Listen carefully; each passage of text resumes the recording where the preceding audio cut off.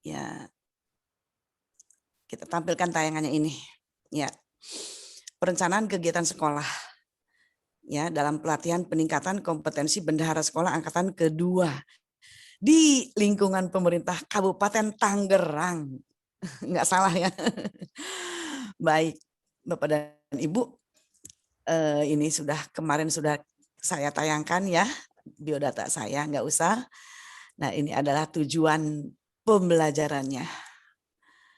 Ya, kita diharapkan mampu menyusun menganalisis atau menyusun analisis perencanaan kegiatan dan prioritas kegiatan sekolah. Ya. Nah, dasar hukumnya ini adalah ada 5 ya. Mungkin ada yang lain lagi yang tidak saya catat di sini atau yang terlewat. Ya. Biasa Bapak dan Ibu sudah mengetahui bahwa kita mempunyai Undang-Undang Sistem Pendidikan Nasional ya, nomor 20 tahun 2003. Kemudian kita juga memiliki Peraturan Pemerintah nomor 19 tentang 8 standar nasional pendidikan. Kemudian ada PP nomor 17 tahun 2010 tentang pengolahan dan penyelenggaraan pendidikan. Ini pasal-pasalnya juga tercantum di sini. Kemudian PP nomor 48 tahun 2008 tentang pendanaan pendidikan. Ya. Dan Permendikbud nomor 19 tahun 2007 tentang standar pengelolaan pendidikan oleh satuan pendidikan. Ya. Oleh satuan pendidikan dasar dan menengah. Ini dasar hukumnya. Mata pelatihan perencanaan kegiatan sekolah. Ada yang melatar belakangi mengapa sekolah itu harus membuat sebuah perencanaan. Ya, harus membuat sebuah perencanaan. Kita tahu bahwa konsep daripada manajemen itu diawali dengan planning ya, perencanaan. Kemudian diikuti dengan pengorganisasian atau organizing. Ketiga adalah actuating, keempat adalah controlling atau pengawasan ya. Nah, latar belakangnya adalah di sini jelas Undang-Undang nomor 20 ya tentang Sisdiknas dan PP nomor 19 tahun 2005 tentang Standar Nasional Pendidikan. Perlu kita ketahui Bapak dan Ibu bahwa PP 19 itu ya tentang standar nasional pendidikan yang di dalamnya ada 8 standar itu sebenarnya hanya kriteria minimal ya. Kriteria minimal. Adapun kalau sekolah mampu melaksanakannya dengan kriteria maksimal itu tidak dilarang asal sekolah mampu mencari sumber-sumber dana untuk kegiatan pendidikan di sekolahnya. Misalnya kriteria minimal di standar sarana prasarana misalnya disebutkan bahwa satu ruang belajar itu maksimal diisi oleh 40 murid. Tapi kalau sekolah mampu mengadakan sarana prasarana ruang kelas dan ruang kelasnya dibuat oleh sekolah itu sendiri sehingga satu ruang kelas atau satu rombongan belajar itu bisa diisi dengan 30. Boleh, tidak dilarang. Contoh lain, bahwa guru sekolah dasar sekarang ini kriteria minimalnya tentang kualifikasi pendidikannya adalah harus strata 1 atau S1. Apabila ada guru yang sudah mengikuti pendidikannya lebih dari S1 atau strata 1 atau S2, boleh, tidak dilarang. Nah itu. Jadi PP nomor 19 ini merupakan hanya kriteria minimal. Namun apa yang terjadi Bapak dan Ibu? Meskipun ini hanya kriteria minimal, ketika kita melaksanakan akreditasi ke sekolah-sekolah, banyak sekolah yang belum mencapai kriteria minimal. Ya, banyak sekolah yang belum mencapai kriteria minimal. Contoh lain misalnya satu pintu toilet itu di standar sarananya harus digunakan oleh maksimal 40 murid ya kalau tidak salah.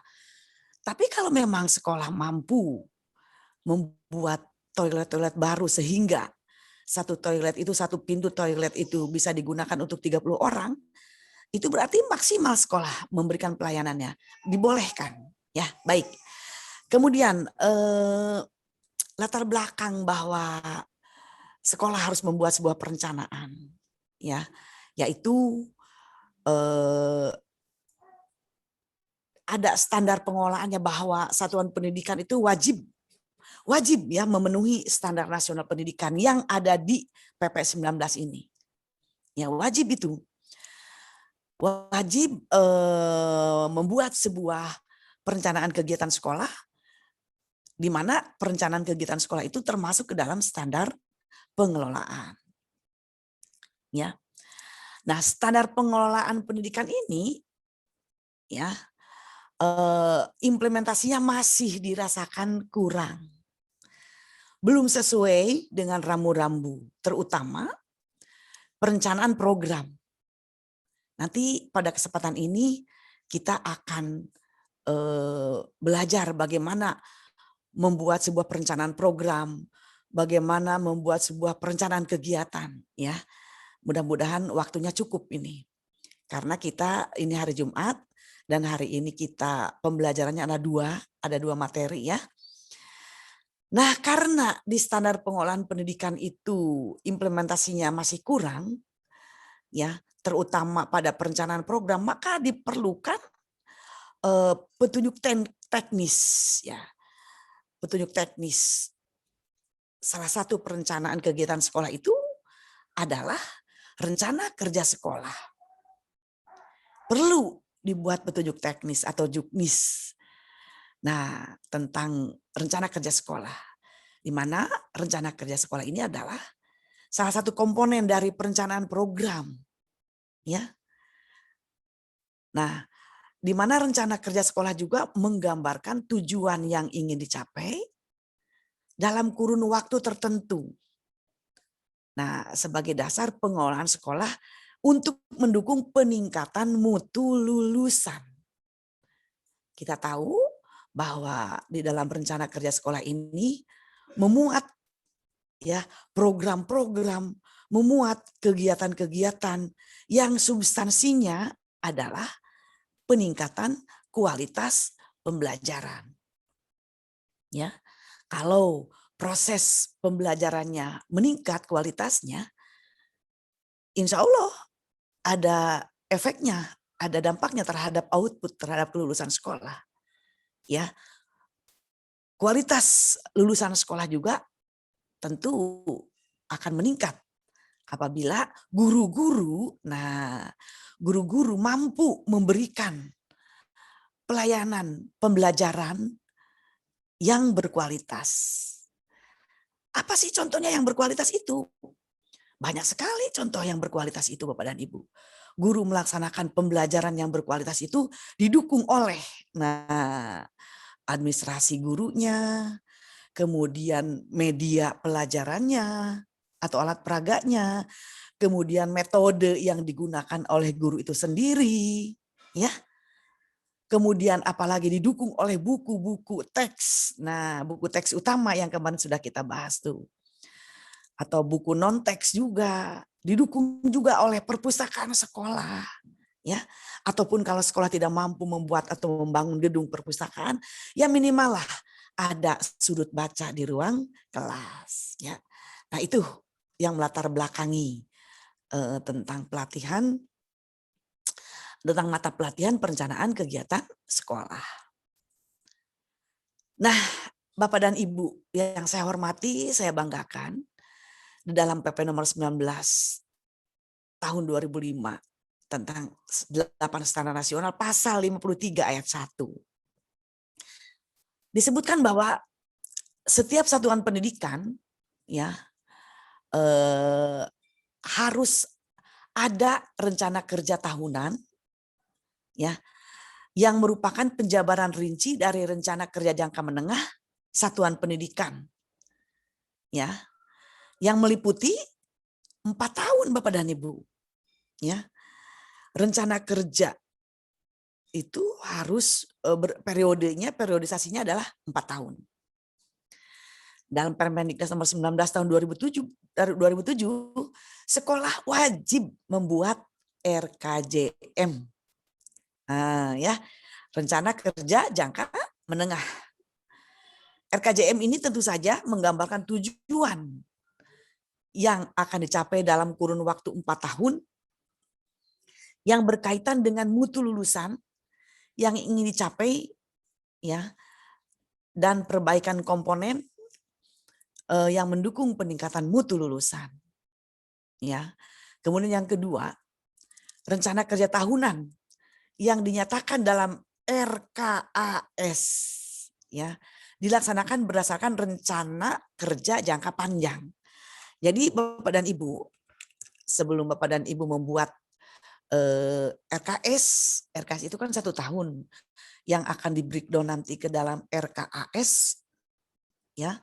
Sebelumnya harus membuat RKJM dulu. Ya, RKJM dulu. Di mana RKJM ini kurun waktunya adalah berlaku selama 4 tahun jangka menengah. Ya. Gitu. Misalnya sekolah di jangka menengah ingin memiliki sarana atau ruang ibadah. Nah tentu karena cita-citanya di jangka menengah itu sekolah ingin membangun sarana ruang ibadah atau tempat beribadah, maka di jangka pendeknya juga dia harus mulai menabung gitu ya. Mulai menabung mencari sumber dana lain selain dari dana pemerintah. Apakah nanti setiap tahunnya itu menabung, apakah nanti di 4 tahun kemudian tercapai tidak, misalnya gitu ya. Itu. Kemudian kita lanjutkan. Nah, setiap masih di Permendiknas nomor 19, setiap sekolah pada semua jenjang pendidikan harus menyusun RKS ya, rencana kegiatan dan anggaran sekolah. RKS dan RKAS maksudnya ya. Jadi ada RKJM, ada RKS, dan ada RKAS. Itu ya. RKS dan RKAS itu periodenya 1 tahun. Kita tahu Bapak dan Ibu semuanya bahwa rencana kerja sekolah itu merupakan dokumen ya. Dokumen Bapak dan Ibu. Dokumen yang berisi tentang rencana pengembangan sekolah. Oh ini RKJM mungkin ya. 4 tahun ke depan. Dengan mempertimbangkan sumber daya yang dimiliki menuju sekolah yang memenuhi standar nasional pendidikan. Jadi nanti di tayangan-tayangan berikutnya kita akan belajar bagaimana menyusun program ya, menyusun program untuk memenuhi 8 standar nasional. Ya, ini konsepnya dulu ya. Kemudian RKAS, dokumen yang berisi rencana program pengembangan sekolah 1 tahun ke depan yang disusun berdasarkan RKS untuk mengatasi kesenjangan yang ada antara kenyataan dengan yang diharapkan. Kemarin juga sama saya sudah disinggung, ya sama Ibu sudah disinggung. Dari mana RKS, dasarnya apa? Menyusun RKS. Dari evaluasi diri Bu, betul. Dari raport mutu Bu, betul. Ya, untuk mengetahui bahwa itu diambil dari evaluasi diri, dari mana juga dasarnya. Nah ini, yaitu membuat tabel atau daftar kesenjangan, gap antara kondisi saat ini dengan kondisi yang ingin dicapai atau yang diharapkan. Itu ya. Jadi RKS itu yang berisi tentang ya program-program untuk pengembangan sekolah itu ya yang berlaku 1 tahun dasarnya adalah disusun untuk mengatasi kesenjangan atau gap. Seperti kemarin kan sudah dicontohkan ya, misalnya program standar isi gitu kan, ada 15 guru yang tidak memahami penyusunan silabus dan RPP, sedangkan kondisi yang diharapkannya adalah 25 guru, karena jumlah guru di salah satu teman kita itu ada 24 atau 25 kemarin Ibu Sahirin ya. Maka ada kesenjangan, ada berapa yang tidak mampu menyusun silabus. Kalau jumlah gurunya 25. 10 Ibu. Yang 25 yang tidak mampu 15. Yang mampu Berarti dikit. 15 ya. 15 yang tidak mampu. mampu. Gapnya adalah 15 guru yang tidak mampu menyusun silabus dan RPP. Itu contohnya ya. Baik, kita lanjutkan. Nah, ini unsur yang terlibat di dalam penyusunan RKS tentu saja kepala sekolah pasti ya, tim kerja, dewan guru, komite sekolah. Ya. Ini yang terlibat. Ya. Tidak bisa kepala sekolah sendiri menyusun, tidak bisa guru-guru saja yang menyusun. Tetapi harus melibatkan semua stakeholder, ya, itu. Nah, ini ruang lingkup kegiatannya ya, diawali dengan pembentukan tim kerja, ya, rapat dulu membentuk tim kerja. Kemarin Bapak dan Ibu, teman-teman semua sudah menyampaikan kalau rapat itu bukti fisiknya adalah ada apa? 1, notulen, ada daftar hadir, ada berita acara, undangan, iya, dokumentasi, dokumentasi dan seterusnya. Dokumentasi. Nah, setelah dibentuk tim, barulah tim itu mengadakan pertemuan kembali untuk menyusun rencana kerja sekolah. Ya. Kemudian yang ketiga, menyusun draft rencana kerja jangka menengah. Jangan lupa Bapak dan Ibu, ketika ketika ada rapat penyusunan rencana kegiatan sekolah ini, jangan lupa guru-guru atau kepala sekolah harus sudah memiliki analisis kesenjangan antara kondisi saat ini dengan kondisi yang diharapkan. Harus sudah menyusun itu. Sehingga nanti kalau sudah disusun untuk memasukkan kesenjangan tadi ke dalam RKJM atau nanti yang akan di breakdown ke dalam RKS ya, itu mudah, tidak menemui kesulitan. Ya. Kemudian yang ketiga menyusun draft RKJM. Kemudian kalau sudah disusun draftnya, dibuat revisi lagi, direview lagi.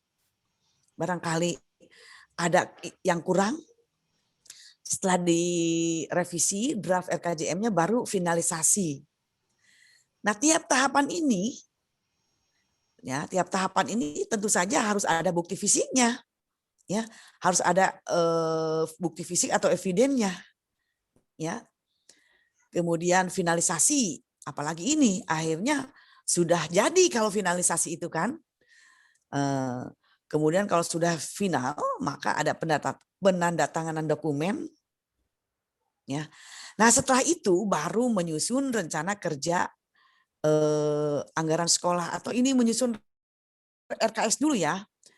Menyusun RKS, kemudian review draft RKS, baru menyusun RKAS ya, RKAS dan seterusnya ya, itu ruang lingkupnya. Nah, Bapak dan Ibu, RKS itu penting ya, juga RKAS ya, dua-duanya memang penting. Ini rencana kerja sekolahnya untuk 1 tahun, ini juga untuk 1 tahun ya. Kalau kita di sini udah terlihat anggarannya. Jadi RKS dan RKS ini Bapak dan Ibu bisa dijadikan dasar ya dalam melaksanakan program-program sesuai dengan visi, misi, tujuan dan sasaran sekolah. Jadi kita kembali ke sini Bapak dan Ibu. Nah, ini sebelum ada pembentukan tim kerja, tentu saja karena ruang lingkup karena yang unsur yang terlibat itu ada komite juga ya, ada dewan guru. Maka sekolah juga kalau memang belum mempunyai visi ya, maka harus disusun dulu visi misinya. Visi misi sekolah di sini di RKJM ini. Nah, apa yang maksud dengan visi Bapak dan Ibu?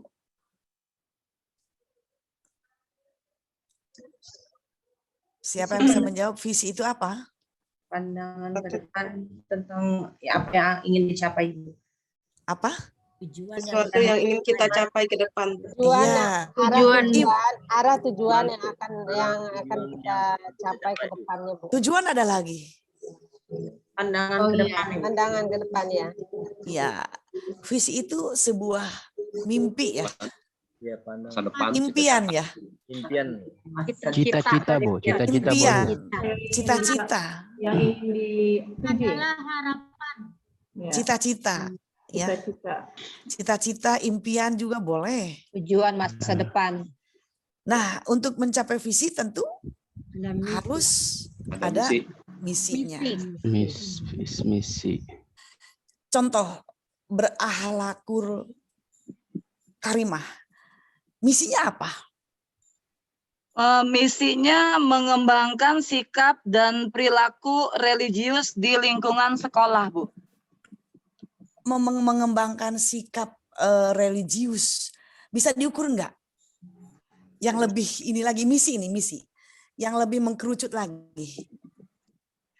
Kemarin buatnya itu, Bu. Ya, misalnya yang religius itu kan melaksanakan sholat berjamaah, gitu kan? Misalnya gitu kan. Kemudian pengembangan ekstrakurikuler tentang membaca tulis Al-Quran itu, ya, untuk mewujudkan peserta didik yang religius. Ya. Mengadakan kultum, Bu, setiap pada Jumat pagi. Nah, mengadakan kultum. Menyelenggarakan perayaan-perayaan keagamaan. Itu misi untuk mewujudkan visi religius, ya. Nah, itu kalau misalnya siswa yang unggul, kira-kira kalau ada kata siswa yang unggul dalam visi, maka misinya apa? Menyediakan sarana-prasarana itu perlu. Menyediakan sarana belajar, menyediakan sarana perpustakaan, menyediakan teknologi informasi, ya, komputer. Nah itu Bapak dan Ibu, kira-kira seperti itu. Kemudian RKS dan RKS dianggap penting itu merupakan merupakan penentuan prioritas sekolah. Di dalamnya itu ada penentuan prioritas sekolah untuk membuat target yang akan dicapai sebagai jangka pendek, menengah, dan jangka panjang. Itu. Kemudian juga RKS dan RKS dibuat ini untuk menentukan langkah-langkah strategis dari kondisi nyata sekolah yang ada sekarang menuju kondisi sekolah yang diharapkan. Nah, ini Bapak dan Ibu. Bapak dan Ibu di sekolah menganalisis kondisi nyata dulu enggak? Bu Munayah? Enggak ya? Nah, Kita lakukan dengan tim, Bu, di sekolah pada Ya. saat menyusun profil sekolah kemarin gitu. iya, itu berawal dari ini Bapak dan Ibu. Langkah-langkah menentukan kondisi nyata dulu yang sekarang dengan yang akan diharapkan ini. Ini penting. Kalau ini dibuat, di poin nomor 3 ini dibuat, artinya sekolah membuat rencana kegiatan sekolah itu ya sesuai dengan kebutuhan. Ya, sesuai dengan kebutuhan kalau poin nomor 3 ini dibuat. Nah, kemudian RKS dan RKS ini sebagai pelaksanaan supervisi, monitoring, dan evaluasi. Apakah terlaksana enggak program itu? Ya, bagaimana hasilnya? Ini akan bisa dilihat dari RKS dan RKS tercapai tidak. Ya. Nah, kalau tercapai ataupun tidak tercapai ini dalam rangka untuk memperoleh feedback atau umpan balik untuk memperbaiki RKS selanjutnya. Kan nanti pengawas mungkin nanya, coba Bu RKS-nya lihat, ya. Nanti ada format nanti setelah ini nanti ada format. Coba di standar isi tercapai tidak, di standar proses tercapai tidak, di standar kelulusan tercapai tidak. Nah itu gampang, ya. Kepala sekolah juga bersama-sama dengan guru bisa membuat sebuah penilaian sudah dijalankan oleh kita, oleh pihak sekolah. Melihat tercapai tidak. Tapi harus bagaimana RKS selanjutnya gitu. Iya, itu. Ibu punten. Ya. Ibu Saidah mau izin vaksin ya, dulu. Mangga. Nanti dilanjut lagi ya, direkam nggak apa-apa ya Bu? Oh, materinya iya, silakan Bu Saidah ya. Terima kasih Bu izinnya. Iya. Assalamualaikum. Betul. Iya. Selamat di jalan, hati-hati ya. Ya Bu. Kemudian RKS dan kan kepada stakeholder sekolah, khususnya orang tua, siswa, terhadap segala bentuk program sekolah yang akan diselenggarakan baik dalam jangka pendek, menengah, ataupun jangka panjang. Itu pedah. Kita lanjutkan. Prinsip-prinsipnya. Multi tahun, 4 tahun ya. Itu. Kemudian harus terpadu, mencakup keseluruhan program. Ya. Kemudian multisumber, mengidentifikasi berbagai sumber dana. Sumber dana itu kemarin ada berapa Bapak dan Ibu? 1?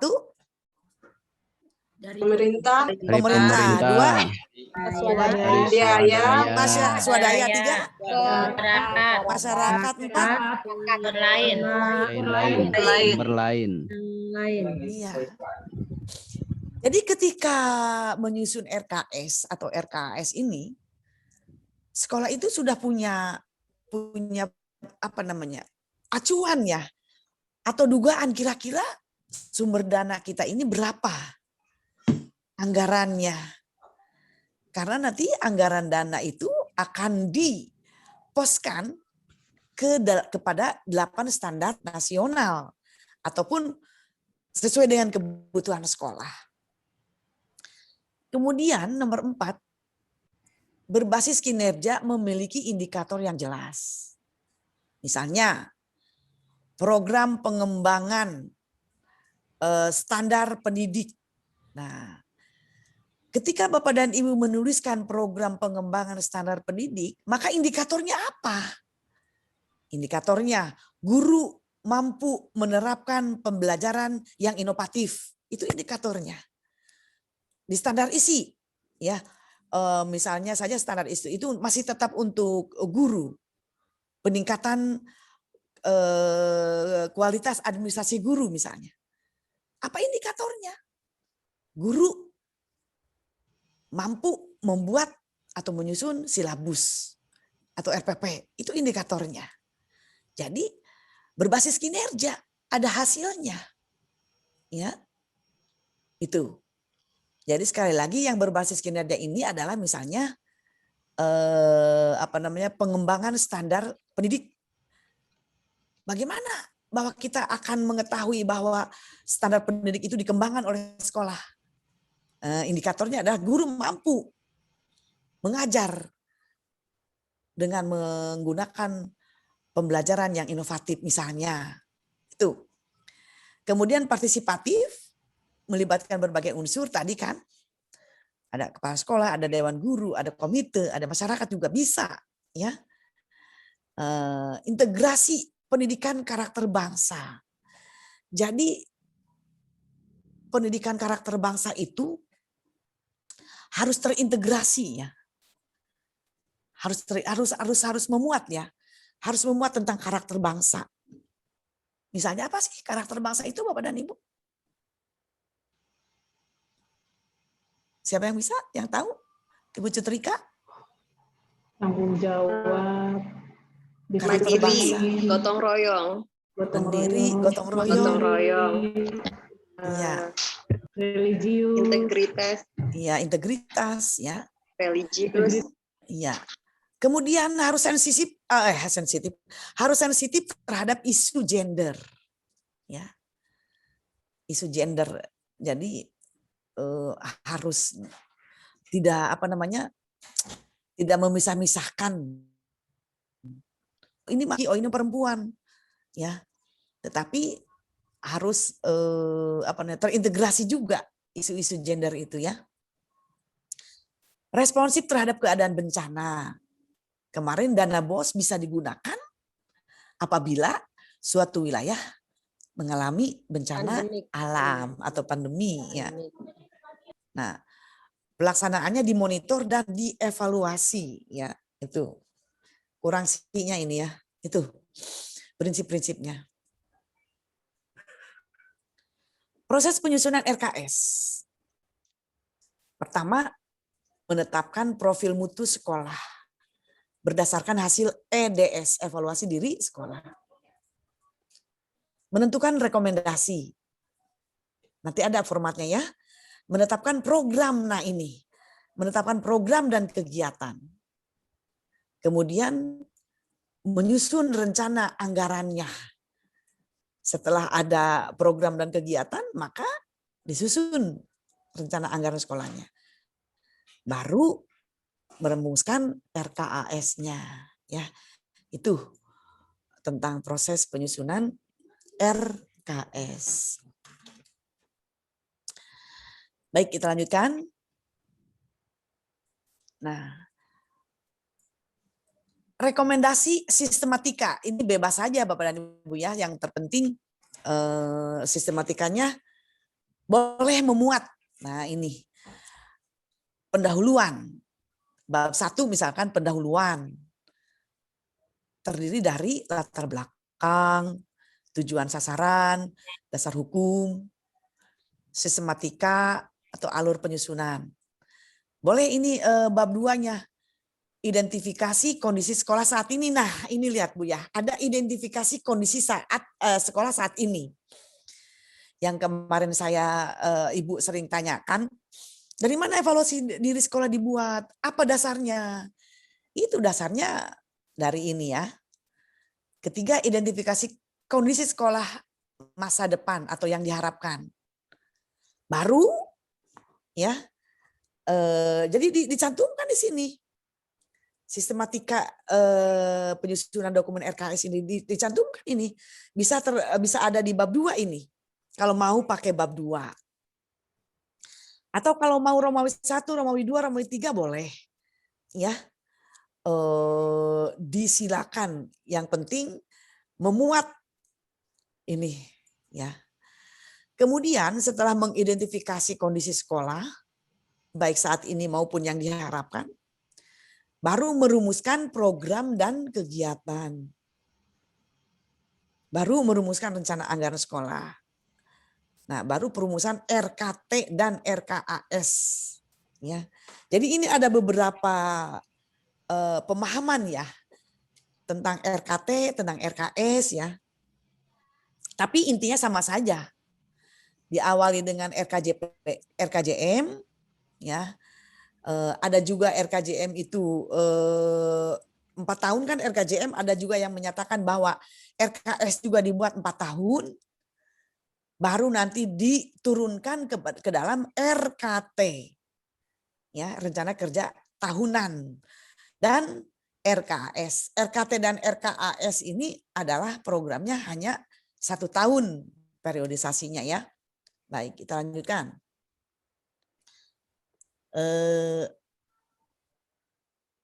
Melakukan evaluasi diri sekolah. Jadi untuk melakukan evaluasi diri sekolah itu diawali dengan ini, kembali lagi. Menetapkan kondisi saat ini. Kemudian sekolah perlu melakukan evaluasi diri didasarkan pada standar nasional pendidikan. Kembali lagi contoh yang Ibu sampaikan kemarin. Kondisi saat ini, jumlah guru ada 25 di SD-nya Ibu Sahirin. Misalnya. 25 guru ini, kondisi saat ini ada 15 guru yang tidak mampu menyusun silabus. Tidak mampu menyusun RPP. Itu ya. Itu di standar isi. Berarti ini perlu melakukan evaluasi diri. Harus dibagaimanakan ini 15 guru ini yang tidak bisa menyusun silabus dan RPP. Ya, yang masuk ke dalam poin standar isi. Berarti kita sudah masuk kepada ini. Sudah mendasar kepada standar nasional pendidikan. Itu. Evaluasi diri bisa menggunakan berbagai alat. Misalnya menggunakan instrumen EDS. Nah, yang dijelaskan dalam sesi-sesi tentang EDS. Jadi evaluasi diri sekolah ini ada yang berdasarkan kepada penetapan atau identifikasi kondisi saat ini dan kondisi yang akan datang, atau juga bisa menggunakan instrumen. Ya, instrumen evaluasi diri. Mungkin sekolah-sekolah sudah mempunyai instrumennya ya, sudah punya belum? Ibu Bungati, ada belum instrumen evaluasi diri? Pasti ada ya, pasti ada. Coba tanyakan kepada kepala sekolah. Bu, apa sih yang dimaksud dengan evaluasi diri, Bu? Apa sih instrumennya, Bu? Ya, itu. Ya, Ibu Munayah. Bu Munayah cantik sekali, Bu Munayah.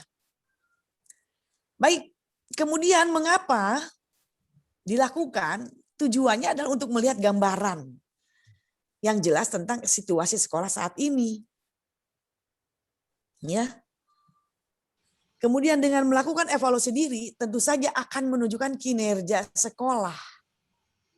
Misalnya, bagian mana yang mengalami perbaikan, bagian mana yang mengalami peningkatan, atau bagian yang tetap, atau bagian yang mengalami penurunan.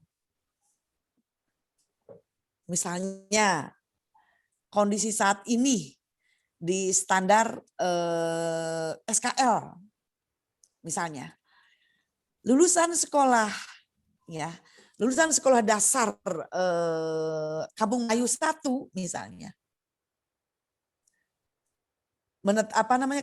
lulusan sekolah dasar SD Kampung Melayu 1, ya,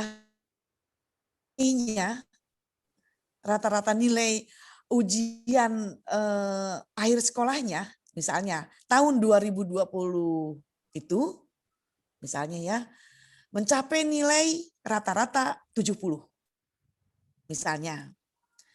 Namun berikutnya mengalami penurunan. Ya, tahun berikutnya misalnya mengalami penurunan menjadi 65 rata-ratanya. Kenapa ini? Nah, ini juga bisa dijadikan evaluasi untuk melihat kinerja gurunya. Kenapa sih siswa kalau tahun kemarin rata-rata 70 sekarang 65? Oh, ternyata gurunya malas mengajar. Sudah malas, tidak berdisiplin lagi. Misalnya, atau guru tidak mampu menggunakan alat peraga ketika mengajar IPA misalnya. Ya, itu. Jadi itu mengapa kita perlu melakukan evaluasi diri sekolah. Jadi sekali lagi Bapak dan Ibu, evaluasi diri sekolah ini bisa dibuat melalui identifikasi, ya, identifikasi kondisi saat ini dengan identifikasi kondisi yang diharapkan. Boleh itu, ya. Tapi itu membuat analisis atau identifikasi itu harus semua guru dengan kepala sekolah, ya. Apa yang dirasakan oleh guru, apa yang dirasakan oleh kepala sekolah, ya itu. Atau juga boleh menggunakan instrumen evaluasi diri, itu, ya. Tanyakan tuh kepada kepala sekolah, instrumen evaluasi diri itu ada tidak, sekolah kita mempunyai tidak, itu Ada ya. Biasanya Biasanya ada ya. Ada Bu dibagikan ke guru. Punya, Bu. Ada Iya. Bu, bahkan sekarang secara online ada. Iya. Online. Iya, Oke, ada Bu. bagus Dari Korwilnya ada diberikan. Iya. Tinggal ngisi raport mutu kita merah, Bu. Oh gitu. Nah, mengapa merah Ibu Heni? Ya. Mungkin kurang ini Bu, kurang lengkap dari administrasi. Banyak data yang mendukung ya. Ya. Banyak data yang mendukung. Mungkin sumber daya manusianya ya guru-gurunya itu sendiri. Sumber daya sarana prasarana juga mungkin tidak mendukung ya. Sehingga raport mutunya merah. Ya. Nah, itu. Berikutnya. Kemudian Bapak dan Ibu setelah melakukan evaluasi diri dengan mengidentifikasi kondisi saat ini dan kondisi yang diharapkan, baru nanti merumuskan rekomendasi. Contoh tadi, identifikasi kondisi saat ini. Di standar isi 15 guru tidak bisa menyusun silabus dan RPP. Yang diharapkannya 25 orang guru mampu menyusun silabus dan RPP. Maka rekomendasinya, nah ya, ini dirumuskan. Ya, dirumuskan membuat rekomendasinya. Misalnya 15 guru diadakan, misalnya begini, diadakan pembinaan kepada 15 guru melalui in-house training. Misalnya begitu, ya. Diadakan pembinaan kepada 15 orang guru untuk mampu menyusun silabus dan RPP melalui workshop, pengiriman workshop ke dinas kabupaten misalnya. Itu salah satu contoh ya, redaksi untuk rekomendasi pemenuhan SNP, ya. Nah, jadi merumuskan rekomendasi ini menentukan kondisi saat ini, hasil EDS yang merupakan kekuatan dan kelemahan. Nah, ini kalau udah berbicara mengenai kekuatan dan kelemahan, panjang Bapak dan Ibu ya. Panjang dan lebar. Ya. Nah, itu. Karena analisis dari kekuatan dan kelemahan ini menggunakan analisis SWOT. Ya. Analisis SWOT. Kemudian kondisi saat ini diklarifikasi dengan melakukan pembandingan nilai tahapan hasil EDS terhadap SNP. Ya. Jadi berikutnya menentukan rumusan rekomendasi untuk pemenuhan SNP. Kemudian rekomendasi sebaliknya dirumuskan secara spesifik, terukur, dapat dicapai dan realistis. Contoh lagi. Tidak bosan ya, mudah-mudahan jangan bosan supaya ingat. Contoh, identifikasi kondisi saat ini 15 guru tidak mampu menyusun silabus dan RPP. Identifikasi yang diharapkannya adalah 25 orang guru atau semua guru mampu menyusun silabus.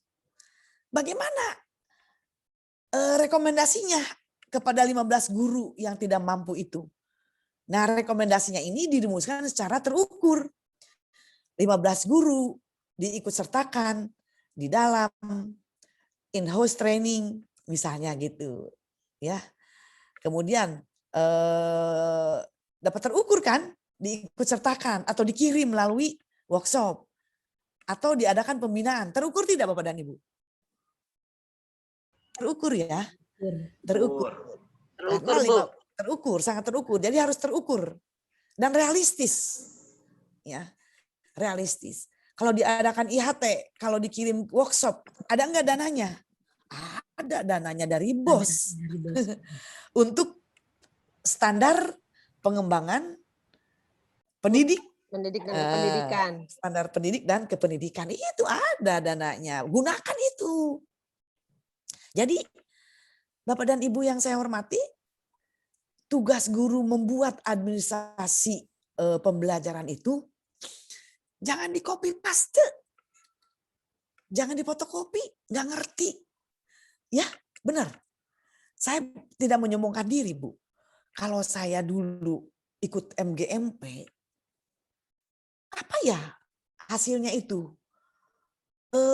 Tidak paham lah gitu, saya nggak bisa mengikutinya. Oleh karena itu saya menyusun silabus dengan melihat, sebelum menyusun silabus kan kita harus membuat ini dulu, kalender pendidikan, betul nggak? Kalender apa namanya? Kalender apa sekarang namanya? Bedah kalender sekolah. Kalender pendidikan, kalender Ada akademis. kalender tahunan, apa namanya istilahnya? Ada kalender semester, apa namanya tuh? Program, Bu. Iya. Program tahunan. Iya, ada program Sama tahunan. promes, Bu. Ya, Semester. promes, Promes, Bu. Promes. Program Iya. tahunan, Semester. program semester. Iya, karena saya sudah lama meninggalkan dunia itu ya. Sedikit-sedikit ingat itu ini. Makanya saya bahagia, saya senang berhadapan dengan Bapak dan Ibu. Mengingatkan saya ke waktu-waktu yang lalu. Jadi ketika apa tadi di sini menyusun silabus, kita harus tahu dulu, membuat dulu program tahunan dan program semester. Program tahunan dengan program semester ini tentu saja untuk mengetahui jumlah minggu efektif dalam 1 tahun. Betul kan? Jumlah minggu efektif dalam 1 semester. Ya. Sehingga kalau kita sudah tahu jumlah minggu efektif dalam 1 semester, maka standar kompetensi itu bisa diukur dengan membagi waktu sesuai dengan program semester. Itu ya. Itu Bu, saya mengingatkan kembali nih untuk teman-teman. Jadi apa namanya? Tadi identifikasi kondisi saat ini dengan kondisi yang diharapkan itu harus dirumuskan secara spesifik. Artinya secara khusus yang bisa terukur, yang bisa dicapai dan realistis. Ya, itu. Ada pertanyaan sampai sini? Itu bisa ke salon sini, saya harus. Ndor. Kalau tidak ada pertanyaan lanjut ya. Next. Nah, ini contoh rumusan rekomendasi pemenuhan SNP. Kondisi saat ini hasil evaluasi diri merupakan kekuatan dan kelemahan.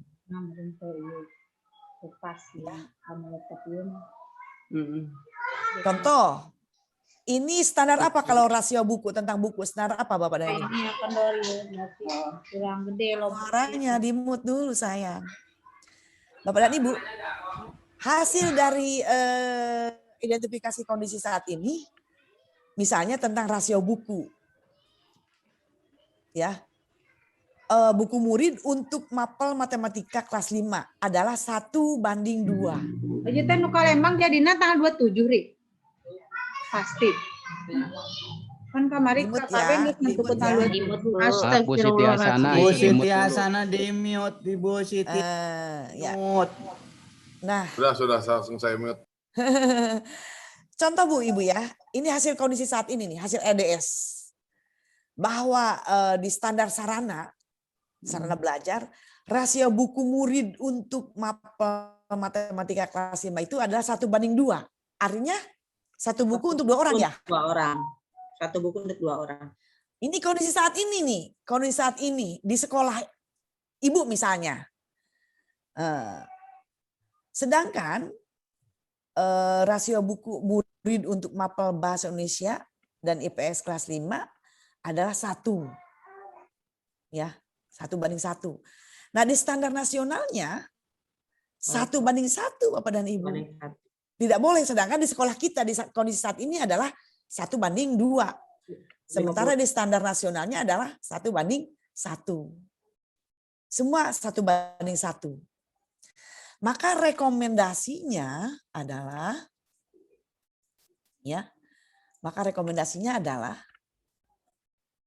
sekolah perlu memenuhi rasio buku. Ya. Buku murid untuk buku mata pelajaran matematika, enggak ke ini nih ya. Pokoknya semua pelajaran itu 1:1 rasionya. Jadi rekomendasinya adalah sekolah perlu memenuhi rasio buku satu buku, satu murid. Contoh, misalnya saja kelas Ibu Cutrika. Ibu Cutrika dari Aceh ya? Asal orang tua dari Aceh, Bu. Oh iya, Saya- cantik kayak orang Aceh ya. Baik, misalnya kita ambil contoh. Kondisi saat ini, rasio buku, satu buku itu untuk 2 murid, 1:2.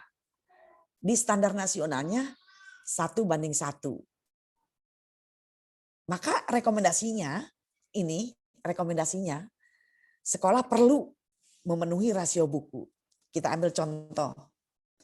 Di kelas 1, mata pelajaran matematika, jumlah murid 40.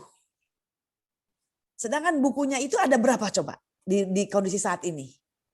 Ada berapa bukunya? 30 berarti. 20 berarti. 20, good. 20, Bu. Good, 20. Berarti rekomendasinya sekolah itu perlu memenuhi buku, untuk kelas 1 harus beli berapa? 40. 20 lagi. 20 lagi. 20 lagi, Bu. Ya, 20 lagi. Oke, 20 lagi. Itu kelas 1. Kelas 2 juga 20. Kelas 3 20 misalnya. Kelas 4 20. Kelas 5 20. Kelas 6 20. Jadi jumlahnya berapa buku? 120. 120. 20. 120 buku. 120 Misalnya, halo. 120 buku misalnya. Satu buku harganya, kita rata-ratakan saja misalnya. Satu buku harganya 75.000. Enggak, Bu, kemahalan. Oh, kemahalan. 20.000. 20.000. Oke, 20.000. Ya. Berarti harus ada berapa anggaran sekolah? 2.400.000. 2.400.000. Oke. Nah, rekomendasi dari standar sarana untuk rasio buku, maka sekolah harus mempunyai anggaran pembelian buku di semester 1 atau di semester ganjil, jumlahnya 2.400.000. Satu itu nanti akan dimasukkan ke RKAS. Betul kan? Iya, betul. Gitu ya. Sampai sini bisa dipahami ya Bapak dan Ibu? Paham, Ibu, lanjut. Yang kedua, prestasi USBN atau ujian nasional sekolah, umpamanya ada ujian nasional nih ya, berpredikat cukup 6,10. Kecil enggak Bapak dan Ibu? Kecil. Kecil sekali. Ya, sementara ini standar nasional pendidikannya, kita misalnya kalau memenuhi cukup saja ya, kriteria cukup berarti nilainya harus 6,49. Ya. Kalau ingin memuaskan nilainya 6,50 sampai 7,49. Kalau sangat memuaskan ya di atas 7,50. Berarti rendah sekali ini. Ya. Artinya rekomendasinya sekolah perlu menaikkan nilai rata-rata USBN atau UN sebesar 1,39 dari 6,10 sampai menjadi 7,49. Ya, ini 7,49 sangat memuaskan, bukan sangat memuaskan, minimal ini. Nah, sekolah harus menaikkan nilai rata-rata UN. Rata-rata 1,39. Harus dibagaimanakan Ibu itu indikatornya? Memberikan materi, Harus memberikan materi tambahan mungkin, Bu. Pembelajaran tambahan untuk Berikan kelas 6. materi tambahan. Bimbel, Iya, Bu, bimbel. bimbel, Iya. pengayaan, tambahan bisa. Nah, misalnya saja kita ambil untuk contoh anggarannya ya. Misalnya saja kelas 6. Yang nilai bahasa Indonesia biasanya kurang bagus itu Bu ya. Nilai bahasa Indonesia itu biasanya kurang bagus, malah kalah dengan bahasa Inggris. Misalnya nilai bahasa Indonesia 6,10 mengadakan pengayaan. Pengayaan itu berapa bulan Bapak dan Ibu? 1 bulan cukup menjelang UN? Tidak, Ibu. 2 bulan? 3 bulan? 3 bulan. 3 biasanya, bulan, Bu. Bu. Kita pakainya 3 bulanan. Oke, 3 Ya. bulan. 1 bulan itu berapa kali pertemuan 1 minggunya? 1 minggu 1 kali biasanya diambil hari Sabtu. Oke, 1 minggu 1 kali. Berarti Saya 2 kali. 1 bulan 4 kali 3 bulan ya, 12 ya. 2 kali, Bu. 2 kali boleh misalnya. Nah, dari 1 minggu 2 kali itu berarti kali 4 kali 3 ya. Benar kan? Jadi ada 24 pertemuan. Satu pertemuan itu bisa nggak dihonorkan dari bos untuk gurunya? Mamin aja biasanya Ibu. Oke, Makan minum aja, Bu. Oke, makan minum. Itu untuk 1 guru bahasa Indonesia misalnya. Belum Iya. lagi matematika dan ada berapa pelajaran yang di UN-kan? 4. Sekarang bukan 4. 4, Bu. 4 mata pelajaran. 4. Sekarang US semua. Misalnya kita ambil contoh saja, berarti 4 kali 24 pertemuan ya, kali berapa guru? 4 guru. Ya kan? Bisa dipahami ya? Maka hasilnya misalnya kita bulatkan saja untuk melaksanakan peningkatan nilai rata-rata USB ini, mengadakan bimbel, mengadakan pelajaran tambahan. Misalnya saja dianggarkan 5 juta. Nah 5 juta ini kan kita sudah mulai melihat anggarannya kan. Ini 5 juta, ini tadi 2.400.000. Itu ya salah satu contohnya Bapak dan Ibu. Next ya.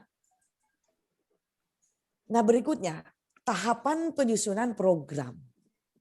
Ya. Tahapan penyusunan program dan kegiatan. Apa sih tahapannya? Apa program itu? Program itu adalah upaya untuk mencapai sasaran. Upaya, usaha-usaha atau kegiatan-kegiatan untuk mencapai sasaran. Itu program. Nah, bagaimana untuk menetapkan program? Ya. Penanggung jawabnya harus ada tentu.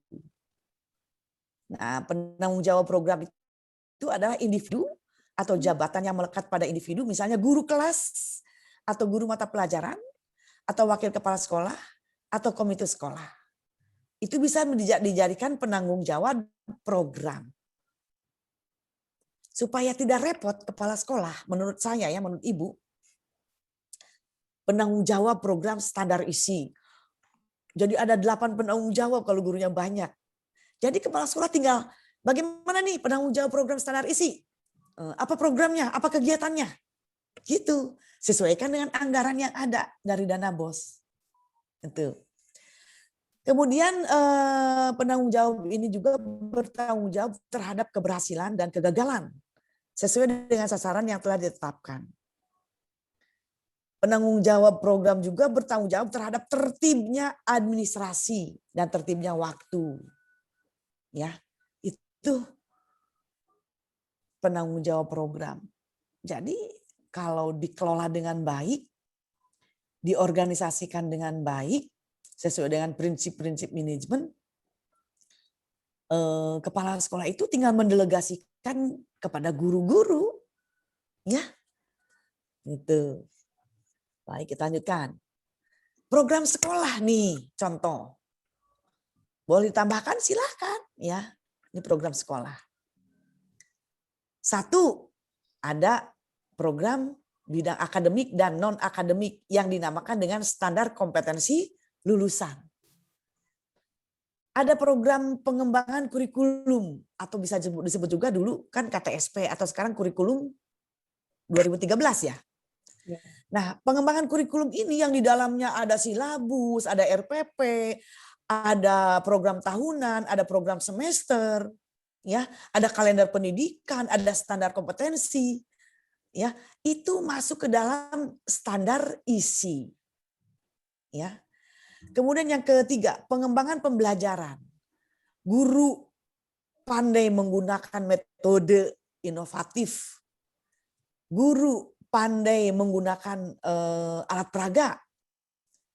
Guru di dalam pembelajarannya, di dalam mengajarnya mengikuti langkah-langkah sesuai dengan standar proses.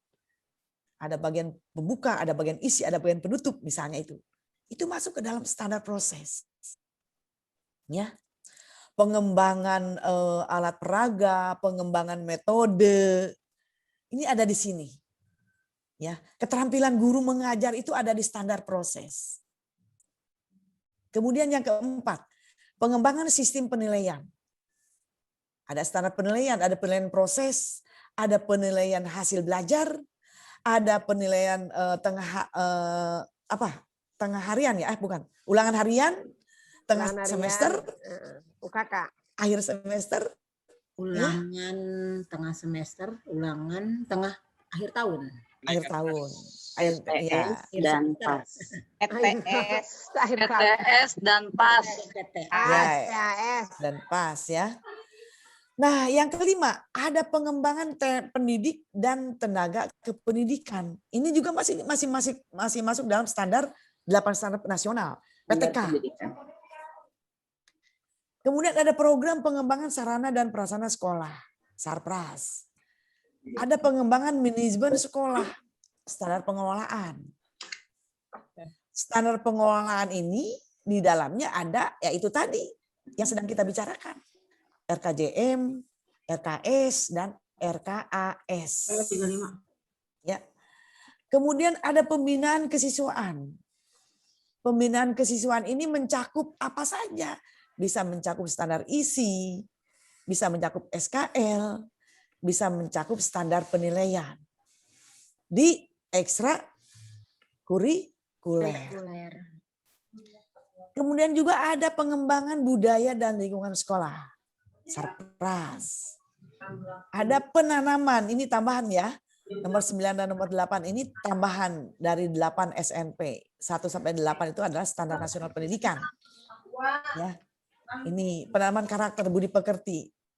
Kalau Bapak dan Ibu di sekolahnya ada penanaman budi pekerti, berarti anaknya, indikatornya anaknya sopan ya. Anaknya ramah. Anaknya kalau bertemu selalu menegur dengan sapaan, dengan salam, dengan senyum.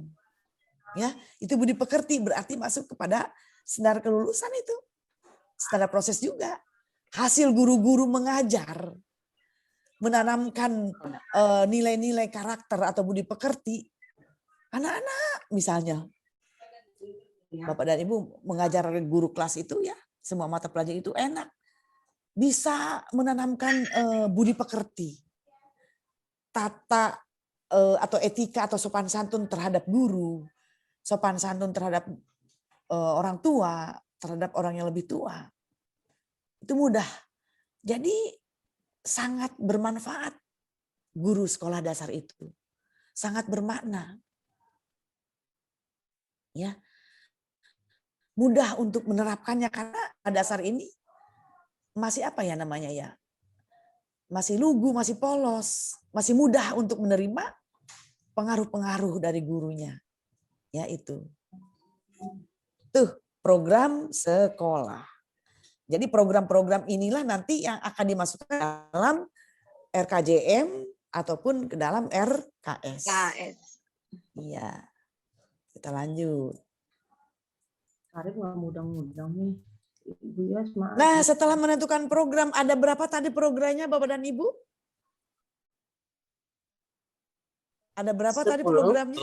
Ada 10. Oke. 10. Ada 10. Yang 8 adalah? Standar pendidikan. 8 standar pendidikan. Yang ke-9-nya nilai-nilai lingkungan sekolah. Lingkungan sekolah. Dan terakhir yang 10 itu penanaman atau pengembangan atau Penanaman karakter atau budi pekerti. Nah, selanjutnya setelah ada program dari sekolah itu nanti yang akan dibuat ke dalam RKJM ataupun RKS, maka langkah selanjutnya adalah merumuskan kegiatan. Ya. Merumuskan kegiatan. Pertama, kegiatan itu merupakan tindakan yang akan dilakukan di dalam program. Kita ulangi misalkannya. Bentar. Nah, misalnya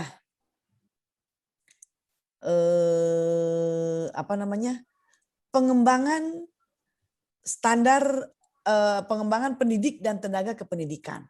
Ini programnya.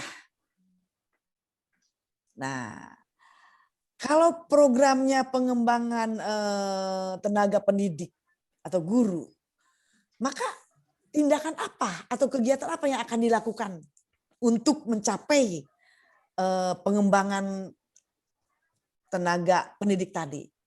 Apa tindakannya? Misalnya? Kegiatan KKG. KKG bisa itu. Iya, mengadakan kegiatan KKG. kelompok kerja guru. Boleh. Workshop. Apalagi workshop, apalagi IHT. IHT, boleh. Apalagi Pembuatan media pembelajaran. pembuatan media pembelajaran. Nah, itu kegiatan-kegiatannya. Selanjutnya, kegiatan. Kegiatan itu perlu dirumuskan dari setiap program dengan mengacu pada indikator keberhasilan yang telah ditetapkan sehingga program dapat dicapai. Ya, kita kembali lagi ke yang tadi. Nah, pengembangan standar tenaga pendidik. Kegiatannya adalah mengikuti atau mengadakan KKG, boleh. Ya. Kemudian mengikuti workshop. Ya. Mengikuti workshop tentang pembelajaran yang inovatif misalnya. 2 saja misalkan contoh. Nah, ini kan kegiatannya tadi sudah disebutkan. Tapi Bapak dan Ibu, dari 2 kegiatan tadi, apa indikator keberhasilannya? Contoh tadi kegiatannya guru mengikuti pelatihan pengembangan pembelajaran yang inovatif. Apa indikatornya? Bahwa guru itu sudah mengikuti pelatihan pembelajaran yang inovatif. Guru mampu mengembangkan. Ya, guru mampu apa Bu? Pelatihan. Guru mampu. Guru mampu mengembangkan pelatihan. Menerapkan. Iya, guru mampu menerapkan Yang dia dapat. Halo, Yang dia halo, dapat. suaranya, halo. Suaranya.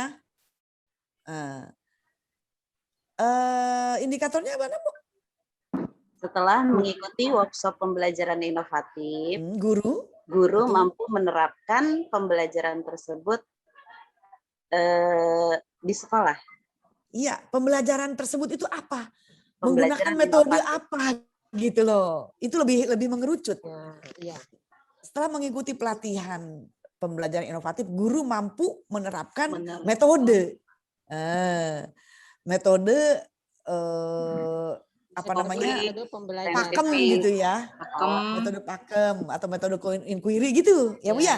Ya. Betul ya, bisa dipahami ya? Di dalam kelas. Ya, betul. Berikutnya perumusan kegiatan dilakukan dengan cara membuat daftar kegiatan. Waduh Bu, memang memerlukan waktu, ketelitian, ketekunan ya. Nah,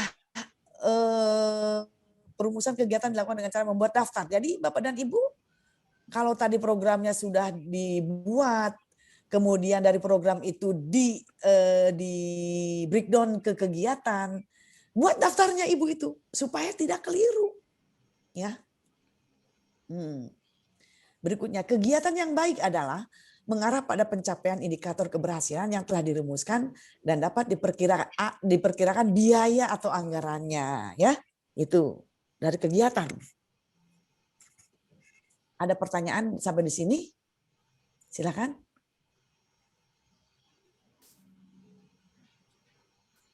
Atau masih samar-samar atau sudah paham? Kalau diam berarti mengerti ya. Ya Bu Munaya, pertama Bu Munaya. Cara mengerti dan belum Bu. Masih samar-samar Bu. Masih samar-samar. Ya. Harus praktek. Harus praktek. Nanti mudah-mudahan ada waktu kita praktek ya. Ya, kita praktek. Iya Bu. Dan prakteknya harus cepat. Praktek Supaya apa Bu? Ya ini membuat program ini di perencanaan kegiatan sekolah ya. Mudah-mudahan kita waktunya cukup. Kita lanjut. menentukan program dan kegiatan berdasarkan hasil EDS atau profil mutu sekolah. Nah, kan kita membuat RKS itu yang di dalamnya ada program dan kegiatan sekolah, itu harus memenuhi 8 standar pendidikan. Kita ambil 3 contoh. Standar isi. Komponen atau indikatornya apa? Identifikasi kekuatan dan kelemahan sekolah hasil EDS itu apa? Tahapan pencapaian SNP-nya apa? Kemudian rekomendasi untuk peningkatan atau pengembangannya bagaimana, programnya apa? Ibu salah ketik ini, kegiatan. Oke. Contoh. Ya. Standar isi. Ya. Komponen indikatornya apa misalnya? Standar isi komponen indikatornya itu. Kesesuaian kurikulum. Oke, apa yang kesesuaian kurikulum? Silabus atau RPP? RPP, silabus. Oke, komponennya adalah tentang kesesuaian kurikulum. Ya, antara silabus dan RPP. Identifikasi kekuatan dan kelemahannya? Ya. Apa? Kelemahan guru tadi 15 guru tidak bisa kurang mampu menyusun RPP atau membuat RPP. Ya. Itu. Tahapan pencapaiannya? Dilakukan pelatihan atau pembinaan. Pelatihan melalui. Siapa ini yang bicara? Ya. Bu Ati. Baik. Ya. Rekomendasinya bahwa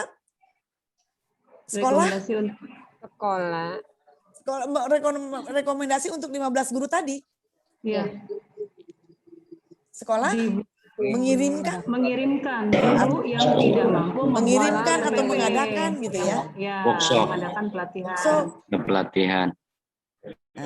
Programnya tadi membuat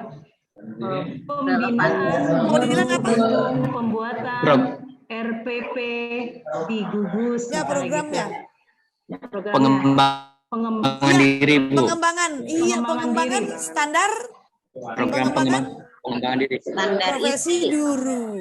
Pengembangan profesi guru programnya. Pengembangan profesi, pengembangan apa namanya tadi? Standar apa tadi? Pengembangan kompetensi guru. Kegiatannya melaksanakan IHT atau melaksanakan workshop gitu ya. Oke, itu ya contohnya ya. Ini kegiatan nih, program nih ya.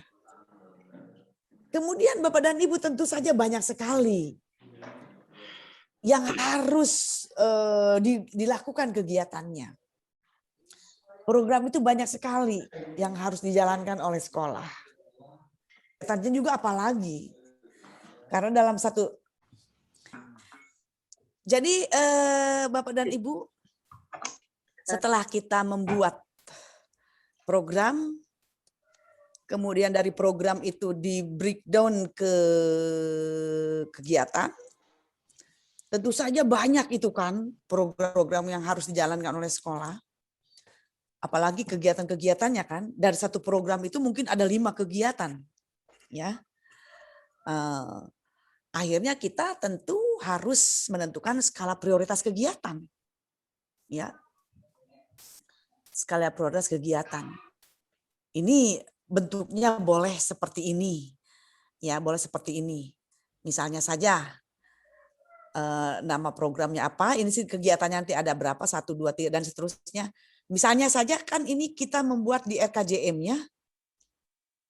Ya, rencana kerja jangka menengahnya dari waktu membuatnya misalnya saja tahun 2018 misalnya. Itu berarti jangkauannya sampai dengan tahun 2021. Ya, ada kolom ganjil genap ya.